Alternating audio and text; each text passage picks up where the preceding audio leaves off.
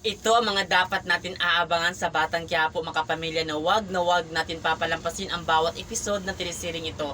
Marami tayong aabangan dito. Una dito ay papahirapan talaga ni Olga itong si Tanggol sa loob ng kulungan. Kung anong ginawa talaga ni Ramon kay Olga, gagawin ni Olga dito sa anak ni Ramon na si Tanggol. Kaya abangan natin yan at malalaman natin kung magtatagumpay nga ba talaga ang masamang plano na ito ni Olga sa buhay ni Tanggol. Dito na nga ba talaga malalaman ni Tanggol ang tunay na pagkatao na hindi siya anak ni Rigor.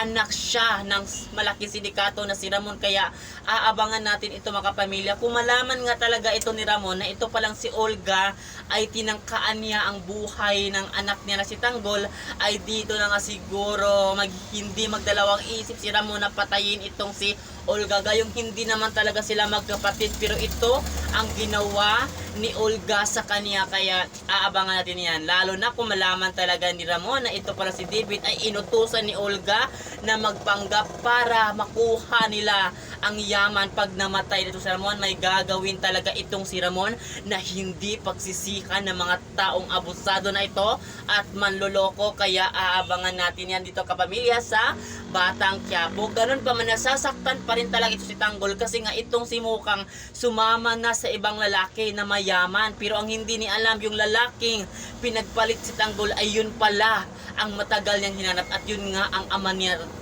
talaga, na mula noon hanggang lumaki siya ay hindi talaga niya naramdaman na may ama siya. Kaya aabangan natin ito mga kapamilya, kasi nga malapit na mag-cross ang landas na mag-ama, at doon na nga talaga malaman ni Tanggol na kaya pala ganito ang trato sa kanya ni Rigor, kasi hindi siya tunay na anak ni Rigor. Kaya aabangan natin yan, mga kapamilya, dito sa Batang Quiapo, kasi marami tayong abangan dito na tiyak na ikakagulat natin ang mangyayari sa teleseryeng ito. Kaya ano pang ginagawa niyo?